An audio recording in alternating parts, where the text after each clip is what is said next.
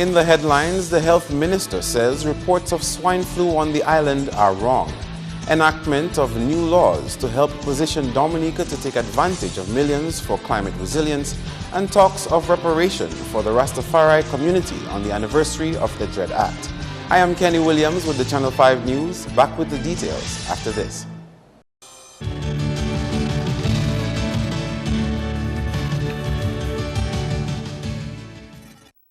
First up, health authorities say investigations have been launched into reports of sudden deaths rumored to be linked to the ongoing seasonal flu virus on island. Officials of the Ministry of Health addressed the rumor at a news conference on Wednesday. We do not have the swine flu circulating. We have indicated exactly what are the different types of viruses that are circulating in Dominica. We are liaising with the Pan American Health Organization and more particularly the Caribbean Public Health Agency in conducting a thorough investigation, active investigation in of sampling in some of the sudden deaths that we have. But I can say off the bat, at least for now, that some of the deaths that we had nothing, has absolutely not, some of those individuals had no flu at all. Because one of the things that we have done, and I will say this, is all of the deaths that we've had, we have documented those deaths. We have begun the process of even contacting each and every family member of those individuals to verify exactly whether these individuals presented up with or without flu symptoms whilst at their home. And we have found that a number of these individuals who have died, actually, particularly in the hospital, did not have even any flu-like symptoms in the community before. Dr. Johnson says a confirmation, however, will be announced once the investigations are complete. Meantime, Dr. Daru has discredited rumors of a swine flu outbreak here. I want to state categorically that as we speak, that there is no, I repeat, no documented, no official, no laboratory confirmed case of swine flu here in Dominica. I also think this is one of the areas where technology is also wears its negative head, and I'll tell you why. Because sometimes people go ahead, they Google H3N2, and then of course maybe in the Google search, the word swine flu comes up. There is a variant of this virus, the H3N2V, which has been known, which is unlimited to the actual swine, the pigs, okay, the pork. Okay, but the virus circulating right now, as I said, is what we've seen in the usual seasonal flus almost on an annual basis, which is the H3N2 virus. New environmental legislation will strengthen Dominica's hand at accessing millions of dollars to build its climate resilience. Health Minister Dr. Kenneth Daru says new environmental legislation will enable government to more easily access funds from the Green Climate Fund, a financing mechanism in the Paris Climate Agreement to invest in climate projects. The recent Marrakesh Climate Change Conference was a platform for countries to recommit to decisions of the Paris Climate Agreement. Health Minister Kenneth Daru, who attended the event, says government should now focus on implementation of the Paris Agreement, given that it took effect as of the 4th of November. But what I think is interested the most small island states would be the issue of the financial part of it, the Green Climate Fund, the much elusive Green Climate Fund, where developed countries would have pledged $100 billion annually into this fund to take effect, I think, from 2020. But this fund has already kicked in. And as we speak, countries, including Dominica, would have submitted projects for funding under this fund. So we're hoping that of course, this process doesn't take time and delay like a lot of these international. And this is one of the things that, coming from this conference, that we need to do. We have a number of in-house things, mechanisms that we have to put in place to ensure that we take advantage of this funding. And one of these, of course, and I know the Prime Minister mentioned some time ago, the issue of legislation. We have a new environmental legislation. I remember somebody putting a comment on once the minister tired speak about the legislation, okay, where is it? But it's a very comprehensive, 300, 400-page new environmental comprehensive legislation. Dr. Daru expects the environmental bill can be introduced at the next sitting of Parliament. So all it has been through the process where we, all stakeholders would have been consulted before this legislation was drafted. We still feel that it needs to go for another round of public scrutiny, public opinion before we finally take it to take it to Parliament. So we need this put in place where some of these monies can be fast-tracked, not through intermediate institutions like the World Bank and the CDB with all of these long drawn-out procurement rules, but you can now have direct access to this funding. And this is one of the things that the new environmental legislation speaks of. They set up an environmental trust fund where we can have direct access to this funding. We have river walls to build to defend our communities. We have sea walls to build to defend, to protect our beaches and investments, etc. So we're talking about a few $100 million. Calls are being made for reparations for Dominica's Rastafarian community on the heels of the observance of the anniversary of the Dread Act. Andrea Louis has more. 42 years ago, the then government of Dominica passed the Prohibited and Unlawful Societies and Associations Act 1974, popularly known as the Dread Act. Under this act, individuals with dreadlocks who appeared in public were deemed guilty of an offense, and authorities were able to arrest them without a warrant. The Dread Act marked a dark chapter in the history of Dominica, as it gave protection from civil or criminal liability to any civilian who killed or injured someone with dreads found illegally inside a dwelling house. At a ceremony to observe the 42nd anniversary of the passage of the Dread Act, member of the Brethren of Nyabingi spoke to Channel 5 News. In the passage of the Dread Act don't come just because people just say, okay, let me go and pass a Dread Act. Let me take in perspective, the system already is a shock to see dreadlocks appearing in the society, so that comes like a cultural shock to the people, and the people are naturally scared. And things will go on, as man says, an uprising, but it's a calling. And things go on and people react. And these impressions are what I think man really have to try to focus on. And the focus really come into reality as man, as I say, witness these times and can testify now of these times. Shaw said that reparations were due to the Rastafarian community for the brutality suffered under the Dread Act. The bottom line is that man can now, as man that witnessed these times, bring that forward, that the system have to recognize and pay reparations to I&I because of the injustice done to I&I. Because anyhow I&I take this law and bring it into perspective, you'll see that it is a brutal law and a law against human rights. So man have the wherewithal now to take it further and to tell the society, well, hey, look, this is what you've done to I&I are still here or no. And plenty of the things I&I said in these times are still what I&I say or no.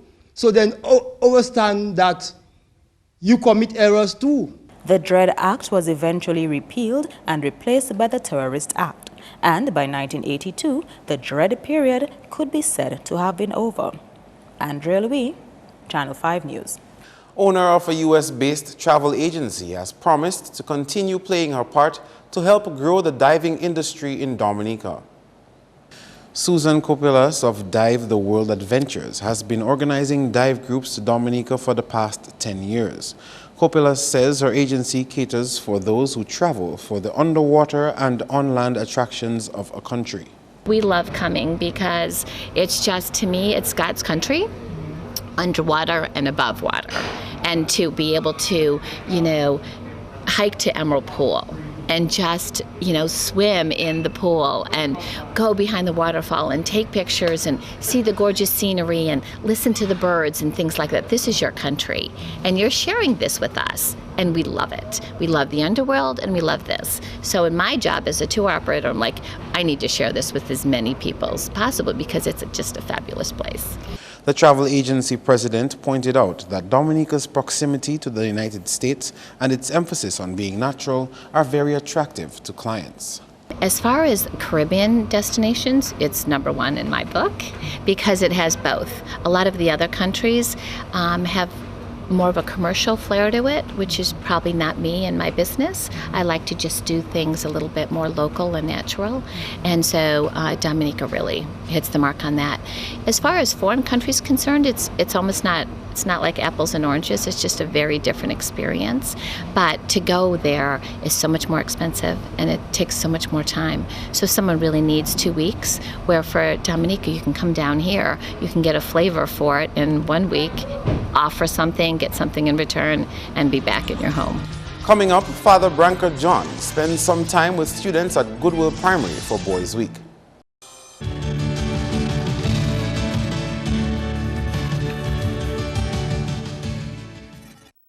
Welcome back.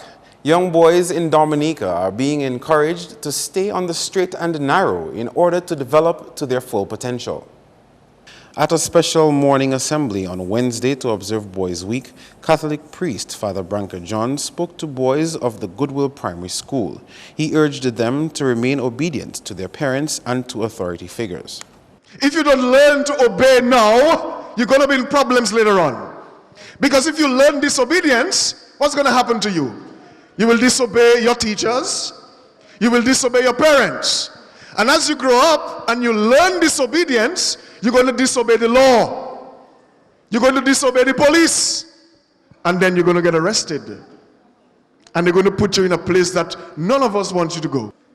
A lot of young men now on motorcycles are losing their lives. Because either they ride too fast, they're not careful, they're not wearing helmets. Disobedience could lead to your death. We need you guys. We need you to grow up to your full potential. John also advised the boys to ensure they have someone to talk to when going through difficult times. But some of you may be going through stuff that are difficult. Things that are hard. Some of you may be going through things that you shouldn't have to go through as children, but you're going through it. Difficult things. God can help you with that. Boys Week is observed annually every third week in November. In other news, Dominica Coalition of Service Industries is addressing personal and family health issues through a health wellness workshop at the University of the West Indies Open Campus this week. The aim is to allow individuals to become aware of their bodies, their overall health, and their general well-being. Yoga and health coach facilitator for the workshop, Elise Johnston-Agar, believes that with all the wonderful produce and dishes that Dominica has to offer, there is no reason why the number of overweight and diabetic people should be so high. National Youth Council is on a drive to re-establish and empower young people in various districts on reviewing their work plans. NYC Executive Anel Luis said the objective is to teach and mentor the youth as to how to recognize the benefits of creating their own job proposals. Basically to get the districts together and to get them working as one community and to encourage their peers and to encourage other people in different communities in moving forward with work within their own districts. 3 forums have taken place so far. The first was in Roseau South, the second in Roseau Central, and the third in Roseau North and Valley. Well, one of the things in the NYC National Youth Council work plan was to reach out to the district youth councils, because what you find sometimes they're really weak in terms of being functional. So one of our aims was to get all 8 districts functional and working within their communities. So we came together as an executive while we were doing our executive work plan, and one of our focuses was to come up with forums that would get the young people together in terms of coming up with their work plans and so on. The third forum took place in Roseau North and Valley Wednesday afternoon. And over 30 women here are now equipped with the skills to heal themselves. The workshop held at the Holy Redeemer Retreat House in Eggleston provided international training which prepares facilitators to lead groups of women from brokenness to healing. Individuals were taught how to use crafts, personal journaling, and group discussions to heal themselves of emotional problems. Trainer Julia Tizard was previously a university lecturer in education at London and is now a licensed Piece Together trainer. The training involves actually running through 3 of the sessions, learning how to create a very good group ethos, ensuring that people feel comfortable to share, building their self-esteem and confidence, that you really understand the crafts and how the crafts and the session content link together. We use quotes, poems and stories as well as the craft during the sessions to enable people to reflect and to talk, and for the women then to respond from their own hearts. It is expected that those trained will return to their homes, churches, groups and communities to complete at least one program weekly for 10 weeks.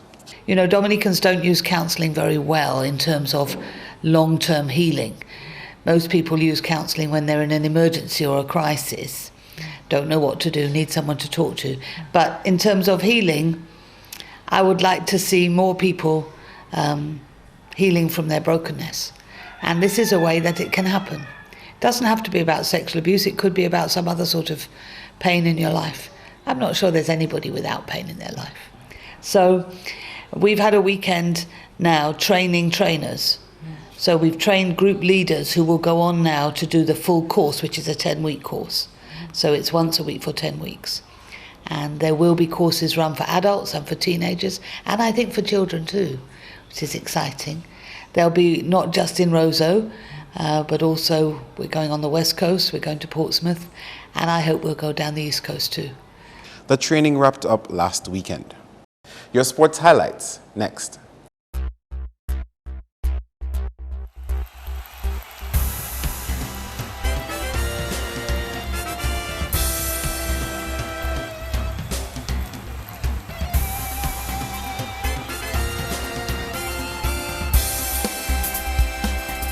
First up, they fought to the very end but would not taste victory as the Windies went down to Sri Lanka by just one run in the 5th one-day international on Wednesday.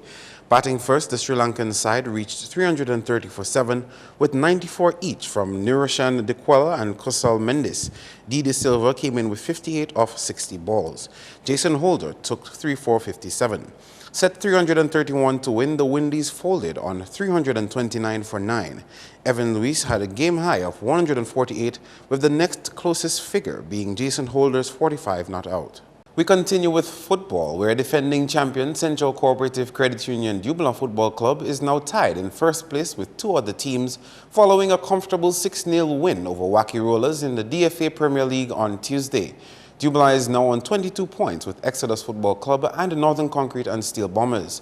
Chad Bertrand registered a hat-trick in that match with single goals from Ludwig Bertrand, Travis Joseph and Rufusson Peel-Wee. The DFA Division 1 League continues on Thursday with matches between Point Michel FC and the Digicel Newtown Juvenile Academy Harlem United at Poirier Playing Field, while over at Portersville, Mao Soka Strikers will take on East Central. At Benjamin's Park, it will be Element Agency's LA Stars versus Skerrit Northeast. These matches begin at 6 p.m. Meantime, in other matches, St. Mary's Academy pounded Pierre Charles Secondary 8-0 in the 13 and under category. Kimar Phillip had the hot foot for SMA, netting 5 while Majid Pelte got 2 and Shane Parallor 1. In the under 20, Dominica State College had a convincing 6-1 win over PCSS. Nathan Newton and Nelson Woodman bagged 2 each for the winning team, and Omar Phillip and Javid George got 1 each. Chevron Bellot got the lone goal for PCSS. SMA beat Northeast Comprehensive 4-2. Zion Emmanuel scored 2. Daniel Dupini and Fitzroy Benjamin got 1 each for SMA. NECS's scorer was Ronald Dunfred and Brian Frank.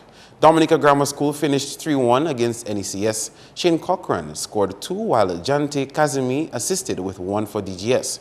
Ronald Dunfred scored for NECS. Finally, DGS beat Dominica Convent High 1-0. Marcus Bredas was the lone scorer for DGS. On to cricket from the region. After 2 rounds of the PCL 4-day competition, Barbados Pride occupies the top position with 1 win and a draw as of Monday's match.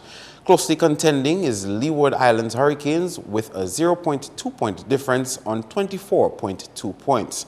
Occupying 3rd place is Guyana Jaguars with 1 win and a loss on 24 points. TNT Red Force is next on 22, having a win and a loss, followed by Jamaica Scorpions with 21. Finally, we have Windward Islands Volcanoes in the cellar position, having lost both games with 9.2 points. Round 3 begins on November 25 with matches between Red Force and Hurricanes at Queen's Park Oval and Scorpions versus Pride at Sabina Park. Starting time is 10 a.m.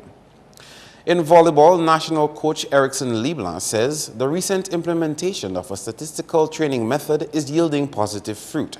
This as the local team takes part in extended training exercises in preparation for the upcoming World Cup qualifiers in May. We have been seeing a lot of changes. Some very, very encouraging signs, especially in the players' strength and endurance. You would have a player who had a vertical jump of 25 meters. At the end of the 1 month, that player's vertical jump went from 25 to 27 meters. So that in itself speaks volumes for me as a coach and for a trainer. And then we can take those written statistics, and if that player decides to, let's say, migrate to another club, you can present that. He says the new approach seems to be more efficient than the old one. But what that in essential says to me is that people are taking the training seriously. Unlike before, when we were preparing for national tournaments or for foreign tournaments over 1 month, you would not have known how strong a person became, how much weight that person lost, how much muscle mass that person gained. But now we are able to do this. That's all the sporting highlights for now. Join us again next time.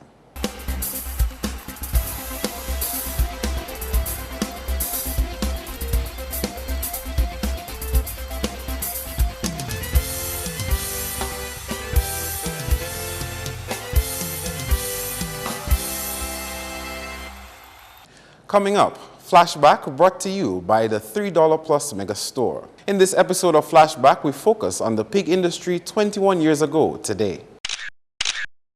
Dominicans have welcomed the establishment of a national abattoir for many reasons, the main one among them its role in reducing a high food import bill. But there have been similar attempts in the past to make the country more self-reliant in terms of producing its own supply of local meat products. One such attempt to make Dominica self-sufficient in the meat market was in 1995, when particular focus was placed on the pork industry. Back then, Dr. Donovan Robinson was Chief Technical Officer in the Ministry of Agriculture. He addressed the third meeting of the Inter-Caribbean Network for the Development of the Pork Industry. The details of our pig program is inspired by a fourfold object. Firstly, the improvement of our breeding stock and the construction of a breeding unit. Secondly, the construction of a modern abattoir for the sanitary and efficient slaughtering of livestock. Thirdly is the construction of a feed mixing plant that will be used for the formulation of cheaper nutrients and feed rations that will hopefully utilize local raw materials. And finally, the fourth element of our program is a processing plant to be used for the processing of excess fresh meat that cannot be utilized by the fresh market. That two-day meeting addressed a number of vital issues, including the nutrition in pig production in the Caribbean context. The committee also discussed sanitary legislation and its effect on the trade of live animals in the region.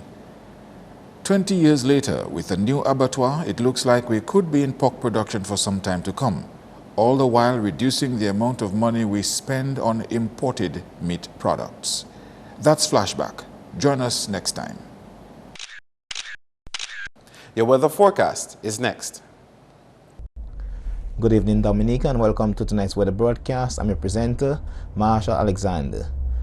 We begin by taking a look at earlier infrared satellite imagery. What it showed, this area of convection associated with a trough system which resulted in weak unstable conditions across the region today.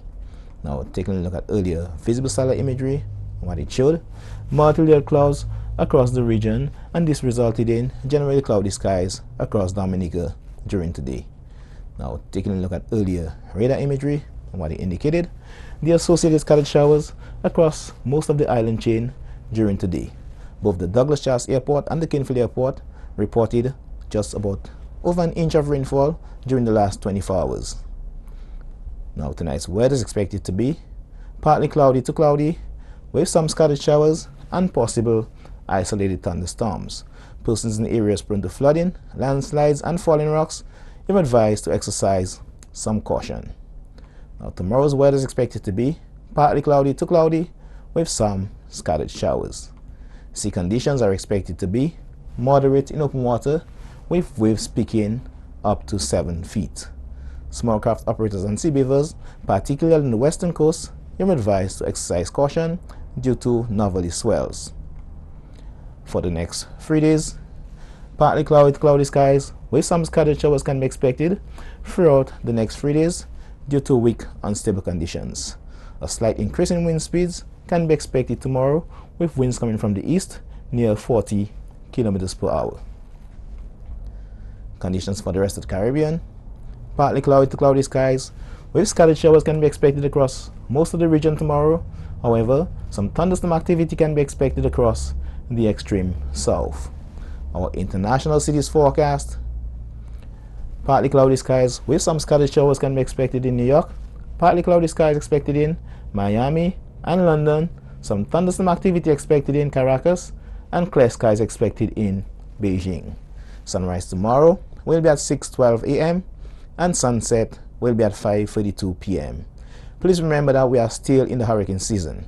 For more information, you can call the weather hotline at 447-5555 or visit our website at weather.gov.dm. Thanks for viewing. Have a good night.